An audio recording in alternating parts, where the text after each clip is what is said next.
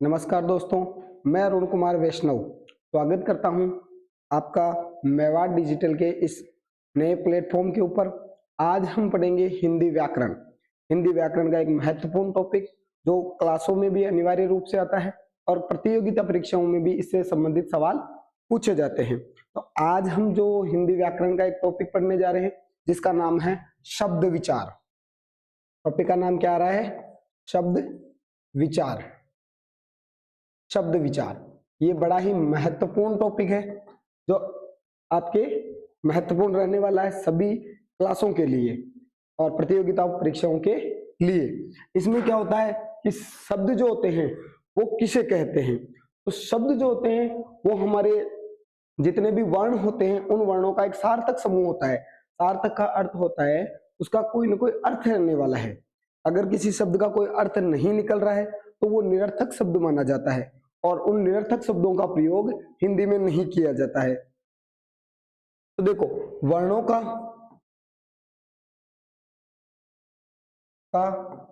सार्थक समूह है, सार्थक समूह है, शब्द कहलाता है, शब्द कहलाता है। अब आपने कहीं कहीं परिभाषाएं ये भी पढ़ी होगी कि सर आपने नहीं बताया कि दो या दो से अधिक वर्ण। तो आप सबको पता है कि समूह बनाने के लिए हमें दो या दो से अधिक वर्णों की आवश्यकता पड़ेगी, तो इसे ही शब्द कहते हैं।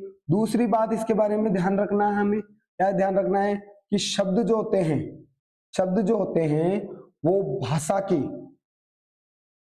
की अर्थ की दृष्टि से, अर्थ की दृष्टि से सबसे छोटी इकाई होती है, सबसे छोटी इकाई होती है। अगर आपसे कोई पूछे कि अर्थ की दृष्टि से भाषा की सबसे छोटी इकाई कौन सी होती है तो वो कौन सी होती है? शब्द होती है। अब देखो यहां से इंपॉर्टेंट क्वेश्चन क्या बनता है, भाषा से संबंधित लेके कई बार कंफ्यूजन होता है कि भाषा की सबसे छोटी इकाई, सबसे छोटी इकाई कौन सी है? तो अगर साधारणतः ऐसे ही सवाल पूछा जाए तो आपका आंसर रहने वाला है वर्ण। क्या आंसर रहने वाला है? वर्ण। अगर इसी से संबंधित में आपसे पूछ ले कि बताओ भाषा की सबसे छोटी इकाई मौखिक दृष्टि से कौन सी होने वाली है? मौखिक दृष्टि से, तो मौखिक दृष्टि से ध्यान रखना ध्वनि होती है। कौन सी होती है? ध्वनि मानी जाती है। और अगर पूछ ले लिखित दृष्टि से, लिखित दृष्टि से, तो लिखित दृष्टि से आपके क्या हो जाएगी? वर्ण होगा। तो यहां से ये चार अलग अलग प्रकार के प्रश्न बनते हैं, ठीक है ना। एक बनता है सब भाषा की सबसे छोटी इकाई कौन सी है, तब आपको वर्ण बताना है। और जब पूछ लिया जाए कि मौखिक दृष्टि से कौन सी होती है तो ध्वनि होती है, और लिखित दृष्टि से वर्ण होती है, और अर्थ की दृष्टि से ये चीज नोट कर लेना कि अर्थ की दृष्टि से भाषा की सबसे छोटी इकाई कौन सी होती है, तो आपके हो जाएगा शब्द। अब देखो पूरी की पूरी हिंदी व्याकरण जो है उसका आधार यही होता है कि शब्द ही लिखा जाता है केवल और केवल, और उसमें बहुत सारे आ जाते हैं कि एक तो शब्द कितने प्रकार के होते हैं। तो आपके पास पहली चीज होती है उत्पत्ति के आधार पर। उत्पत्ति का मतलब होता है जिस समय इनका निर्माण हुआ था, उत्पत्ति, या कहीं कहीं लिखा रहता है स्त्रोत, कि स्त्रोत के आधार पर शब्द कितने प्रकार के होते हैं, स्त्रोत के आधार पर। तो इसके आधार पर हमको बताना है कि चार प्रकार के होते हैं। कितने प्रकार के होते हैं? चार प्रकार के। कौन कौन से? पहले वे शब्द जो संस्कृत से आए हैं, ज्यों का त्यों हिंदी में प्रयुक्त होते हैं, तत्सम शब्द कहलाते हैं। दूसरे वे शब्द जो थोड़ा बहुत रूप परिवर्तन कर लिया और आ गए हिंदी में, उनको कहते हैं तद्भव शब्द। तीसरा जो शब्द होता है वो होता है आपके देशज शब्द, देशज शब्द, या इनको क्षेत्रीय शब्द भी कहते हैं। ये क्षेत्र विशेष के शब्द होते हैं, और अमूमन आपने देखा होगा कई सारे ऐसे शब्द होते हैं जो अपने अपने क्षेत्रों में बोले जाते हैं, दूसरे क्षेत्रों में उनका अर्थ अलग से निकाला जाता है, तो वे शब्द कहलाते हैं देशज शब्द। और कुछ शब्द ऐसे हैं जो विदेशज हैं, जो आगत हैं, जो दूसरे देशों में प्रयुक्त होते हैं और हमारे हिंदी में भी प्रयुक्त होते हैं। जैसे आप अमूमन प्रयोग करते हो कॉलेज शब्द, डॉक्टर शब्द, है ना, स्कूल शब्द, ये सारे के सारे क्या है? विदेशी भाषाओं के शब्द होते हैं।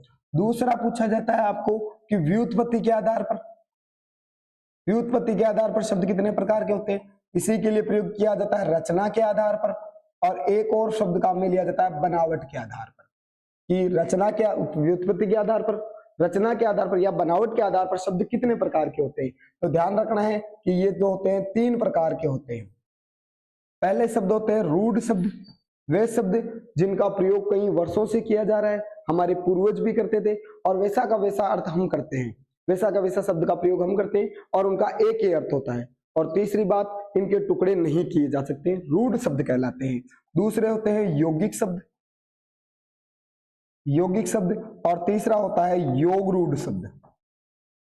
यौगिक शब्द भी 2 शब्दों से मिलकर बनता है और योग रूढ़ शब्द भी 2 शब्दों से मिलकर बनता है। अर्थ इतना सा होता है कि यौगिक शब्द जो होते हैं वो अनेकार्थी रूप में प्रयुक्त होते हैं, जबकि योग रूढ़ जो शब्द होते हैं वो किसी विशेष अर्थ के संदर्भ में प्रयुक्त होते हैं। और फिर आपने ये चीज पढ़ी होगी कि यौगिक शब्द कितने प्रकार के होते हैं, तो ये होते हैं आपके 4 प्रकार के, संधि, समास, उपसर्ग और चौथा होता है प्रत्यय। ये आपने अमूमन पढ़े होंगे और 9th क्लास 10th क्लास के अंतर्गत ये टॉपिक लगता है, ठीक है, और कॉम्पिटिटिव एग्जाम में जो प्रतियोगिता परीक्षा है उनमें भी आता है। और फिर होते हैं योग रूढ़। इसमें ध्यान रखना, बहुव्रीहि समास जो होता है उस बहुव्रीहि समास के उदाहरण इसके अंतर्गत गिने जाते हैं, न कि इसके अंतर्गत गिने जाएंगे। फिर होता है एक और होता है शब्द विश्लेषण के आधार पर, शब्द विश्लेषण, शब्द विश्लेषण, या हम कह सकते हैं रूप परिवर्तन, रूप परिवर्तन के आधार पर। तो रूप परिवर्तन के आधार पर शब्द कितने प्रकार के होते हैं, तो 2 प्रकार के होते हैं। पहला होता है विकारी शब्द, विकारी शब्द, और दूसरा होता है अविकारी शब्द।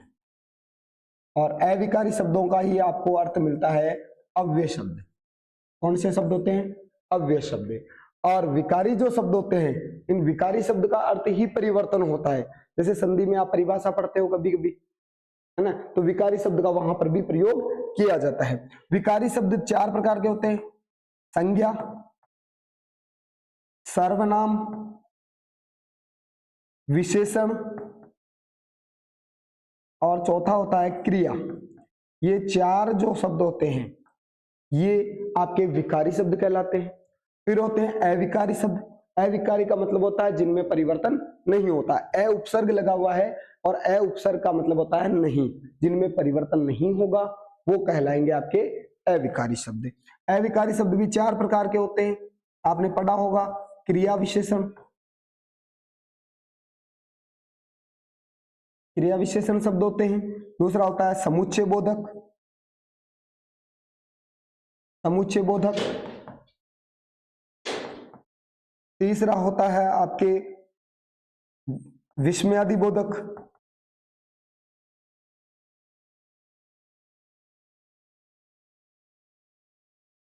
और चौथा होता है आपके संबंध बोधक।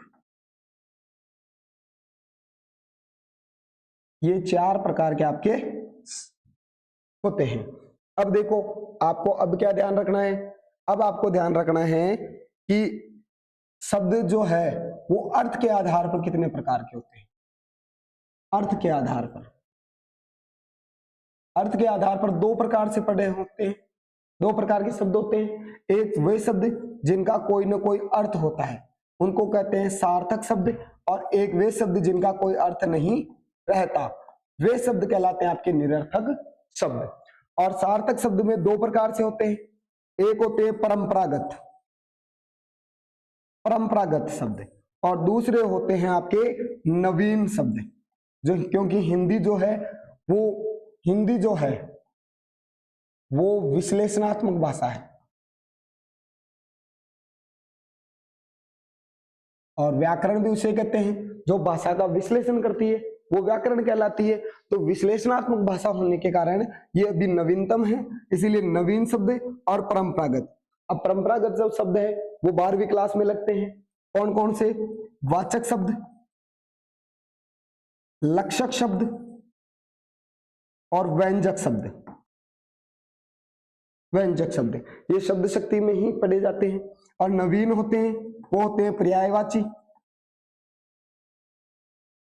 विलोम शब्द,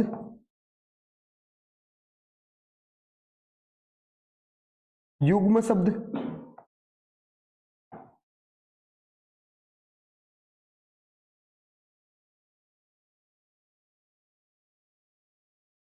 वाक्यांश के लिए एक शब्द,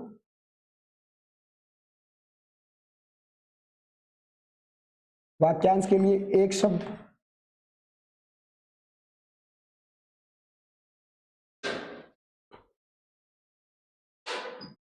ये आपके महत्वपूर्ण शब्द रहने वाले हैं, है ना।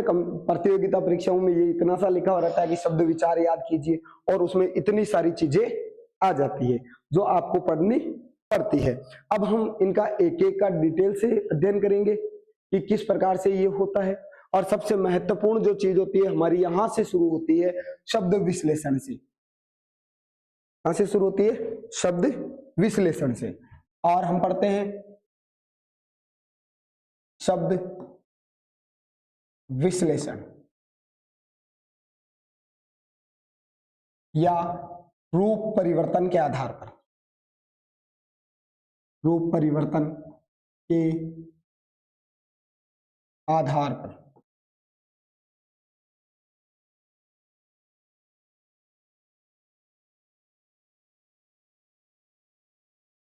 रूप परिवर्तन के आधार पर, है ना। इसमें आपने पढ़े थे विकारी और दूसरा है आपके अविकारी। अविकारी। अब देखो विकारी क्या होता है और अविकारी क्या होता है। विकारी का अर्थ होता है परिवर्तन, परिवर्तन, या हम कह सकते हैं बदलाव। विकारी का अर्थ क्या होता है? परिवर्तन या बदलाव। अब ये परिवर्तन कितने आधार पर होता है? तो इसके आधार हैं आपके 5। 5 आधारों पर इनको परिवर्तन किया जा सकता है।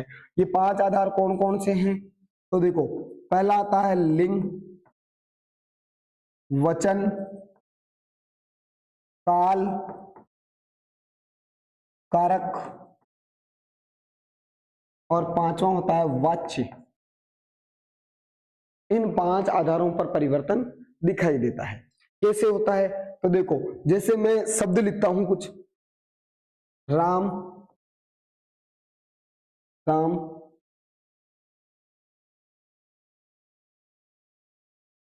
अच्छा, लड़का है, ये मैंने एक लाइन लिखी। अब हम क्या करेंगे? लिंग परिवर्तन करते हैं। लिंग का सामान्य अर्थ होता है पहचान या चिन्ह। तो लिंग जहां आप सबको पता है राम पुल्लिंग है, इस पुल्लिंग को मैं अगर स्त्रीलिंग में बदल देता हूं और राम की जगह अगर मैं सीता शब्द लिखता हूं, तो क्या आगे के जो शब्द है वो परिवर्तन होंगे या नहीं होंगे? तो वो देखते हैं। तो सीता, अच्छा का क्या हो जाएगा? अच्छी। लड़का का क्या हो जाएगा? लड़की। और क्रिया का, क्रिया है जैसे ही रहेगी। तो यहाँ अच्छा और लड़का, यहाँ अच्छी और लड़की, यहाँ पर रूप परिवर्तन हो रहा है या नहीं हो रहा है? ये रूप परिवर्तन ही क्या कहलाएगा? विकारी कहलाएगा। ठीक है ना। तो ये लिंग के आधार पर हो रहा है। फिर हम वचन को देखते हैं, मैं, अच्छा, लड़का, ये लिखा। अब मैं यहां एक वचन की जगह बहुवचन कर देता हूं, हम अच्छे लड़के हैं। तो यहां पर ये दोनों शब्द क्या हो रहे हैं? चेंज हो रहे हैं। चेंज हो रहे हैं तो इसका मतलब विकारी शब्द है। और मान लो अविकारी के बारे में बात करें, जैसे मान ले घोड़ा धीरे धीरे चलता है, ये एक लाइन लिखी। अब आप यहां पर लिंग, वचन, काल, कारक, वाच्य कोई सा भी परिवर्तन कर लो, आपको परिवर्तन नहीं होगा। क्यों नहीं होगा? देखो घोड़ा की जगह अगर मैं स्त्रीलिंग की जगह स्त्रीलिंग कर देता हूं पुल्लिंग की जगह, घोड़ी धीरे धीरे चलती है, मैं धीरे धीरे चलता हूं। अब देखो यहां पर आपके किसी भी प्रकार का परिवर्तन हुआ क्या?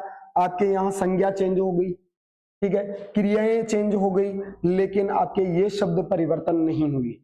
और जहां परिवर्तन नहीं होगा वे क्या कहलाएंगे? अविकारी कहलाते हैं। इसीलिए परिभाषा सीधी सिंपल हो जाएगी। परिभाषा क्या हो जाएगी विकारी शब्द की? विकारी शब्द किसे कहते हैं?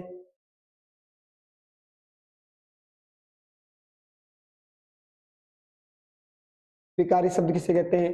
तो वे शब्द जो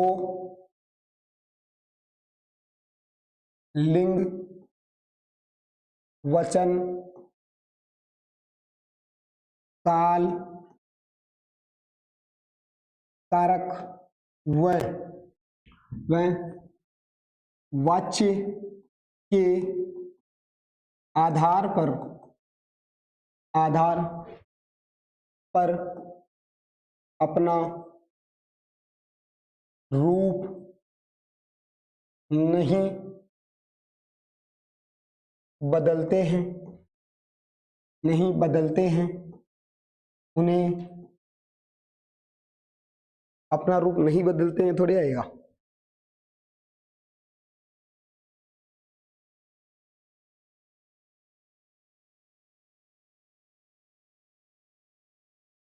अपना रूप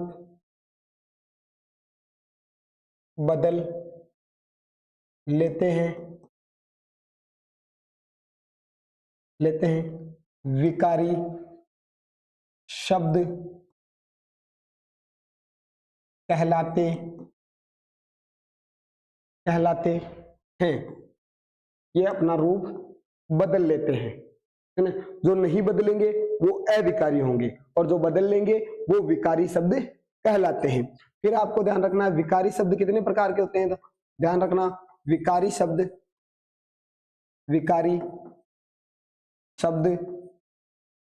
चार प्रकार के होते हैं। कितने प्रकार के होते हैं? 4 प्रकार के होते हैं। पहला प्रकार संज्ञा, दूसरा प्रकार सर्वनाम, तीसरा प्रकार विशेषण और चौथा प्रकार क्रिया। तो ये 4 प्रकार के आपके विकारी शब्द रहने वाले हैं। इन विकारी शब्दों का आपको ध्यान रखना है। और अमूमन ऐसी कोई कॉम्पिटिटिव एग्जाम मान लो या क्लास मान लो, उनमें इनसे संबंधित सवाल पूछे जाते हैं। कभी संज्ञाओं को परिवर्तन करवाया जाता है, कभी सीधा सीधा पूछ लिया जाता है कि इन नामों में कौन सी संज्ञा है। और जब सर्वनामों के बारे में बात करते हैं, सर्वनामों के भेदों के बारे में बात करते हैं, तो उनके बारे में सवाल बनते हैं। विशेषण के बारे में शब्द पूछे जाते हैं, सवाल पूछे जाते हैं। क्रिया के बारे में सवाल पूछे जाते हैं। तो ये आपके होते हैं विकारी शब्द 4 प्रकार के, है ना। कभी कभी सीधा ही पूछ लेता है कि विकारी शब्द कितने प्रकार के होते हैं, तो 4 प्रकार के होते हैं, संज्ञा, सर्वनाम, विशेषण और क्रिया। अब हम आज जो है वो संज्ञा के बारे में सामान्य परिचय पढ़ लेते हैं कि संज्ञा क्या होती है, संज्ञा के कितने भेद होते हैं, इसका शाब्दिक अर्थ क्या होता है। इसके बारे में हम अगली क्लास में देखेंगे।